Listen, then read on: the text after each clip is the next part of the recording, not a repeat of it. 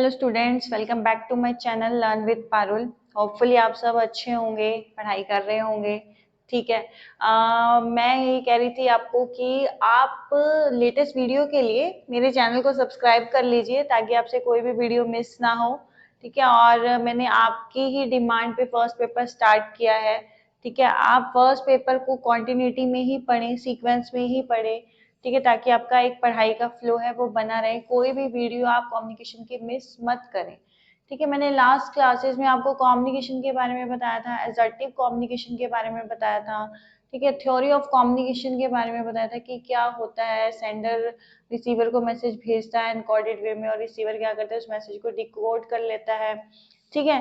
आज मैं आपको मॉडल्स कराने वाली हूँ कि कौन कौन से मॉडल हैं। उसमें से सिर्फ दो मॉडल ही मैं आपको आज कराऊंगी, linear model and Aristotle model.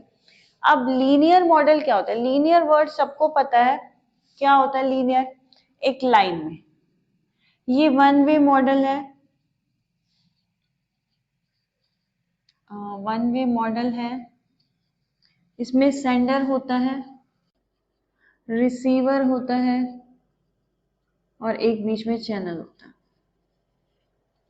ठीक है। ये वन वे मॉडल है, सेंडर रिसीवर और इसमें चैनल होता है। इसमें क्या होता है, बस यही तीन एलिमेंट है जिसके थ्रू हम मैसेज को शेयर कर सकते हैं।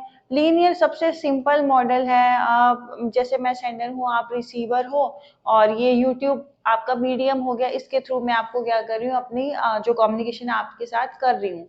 ठीक है।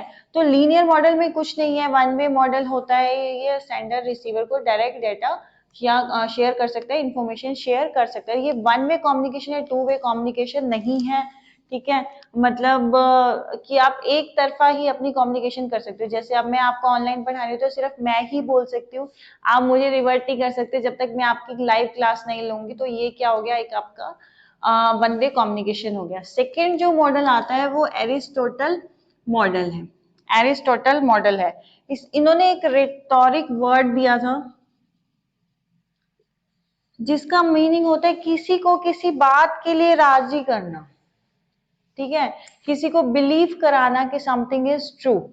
ठीक है। तो इसने एरिस्टोटल ने कहा था कि यहाँ पे सिर्फ तीन एलिमेंट्स यूज करे थे इसे। जैसे इन्होंने सेंडर, चैनल, रिसीवर यूज किया था, एरिस्टोटल ने स्पीकर, सब्जेक्ट एंड ऑडियंस, ये तीन एलिमेंट यूज किए थे। ठीक है। जैसे कि इनकी मेन जो एप्लीकेशन थी वो क्या थी, आपकी पब्लिक स्पीकिंग, सेमिनार और लेक्चर। मतलब बड़े बड़े पब्लिक में बोलना, स्पीकर के थ्रू बोलना, लेक्चर्स देना, इनकी मेन एप्लीकेशन ये थी। सेंडर क्या था, इसमें एक्टिव होता था। जैसे मैं एक्टिव हूँ, मैं बोल सकती हूँ, बट आप लोग क्या है, पैसिव हैं, क्योंकि आप सिर्फ सुन सकते हैं, आप इस टाइम पे बोल नहीं सकते हो। ऑनलाइन में ऐसा ही होता है कि मैं एक्टिव रहती हूँ और आप क्या रहते हो, पैसिव रहते हो। तो वही चीज है, इसमें जो सेंडर होता है वो एक्टिव मेंबर होता है और रिसीवर क्या होता है, आपका पैसिव मेंबर होता है। मेनली इसमें तीन चीजें होती है, स्पीकर बोलने वाला, सब्जेक्ट जिसके थ्रू आप जाओगे, जिस टॉपिक पे आप बात कर रहे हो, और ऑडियंस सिर्फ सुनने वाली, जिसमें से स्पीकर आपका क्या हो गया, एक्टिव हो गया, और ऑडियंस आपकी क्या होगी, पैसिव हो जाएगी। एक्टिव पैसिव का मतलब है ना, मतलब एक्टिव मतलब जो लगातार बोल रहा है, पैसिव मतलब जो सिर्फ सुन सकता है। ठीक है, कोई एक्टिविटी नहीं कर रहा है।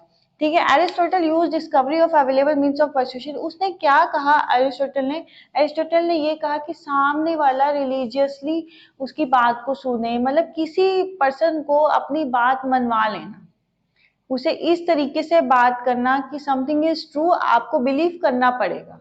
ठीक है। तो उसने इस के ऊपर बात की थी एरिस्टोटल ने।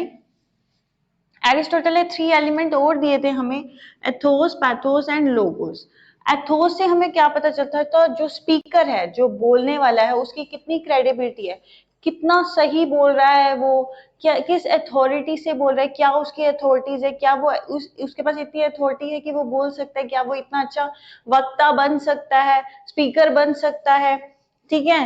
In the field of their choice, अपनी मर्जी से। अब जैसे मैं टीचर हूँ तो मैं अपनी मर्जी से अपने सब्जेक्ट से रिलेटेड, मेरे पास अथॉरिटी है कि मैं आप सब कुछ, आप जो मुझे नॉलेज है वो मैं आपसे शेयर कर सकती हूँ। अगर यही मुझे पॉलिटिशियन की तरह तरह आपको बोलना पड़े कि मुझे एक सेमिनार में जाना पड़े और एज अ पॉलिटिशियन वहां पे भाषण देना पड़े, तो वो मैं नहीं कर सकती, क्योंकि मेरा सब्जेक्ट है, मैं उसी से रिलेटेड इंफॉर्मेशन दे सकती हूँ। तो वो आपका क्या हो जाता है, एथोस हो जाता है। फिर आता है पैथोस।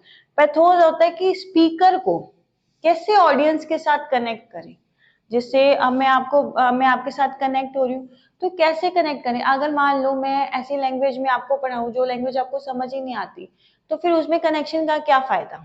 ठीक है, तो उसने पहला क्या दिया था, अथॉरिटी और क्रेडिबिलिटी दी थी किसकी, स्पीकर की। सेकंड उसने कनेक्ट किया था किससे, स्पीकर से।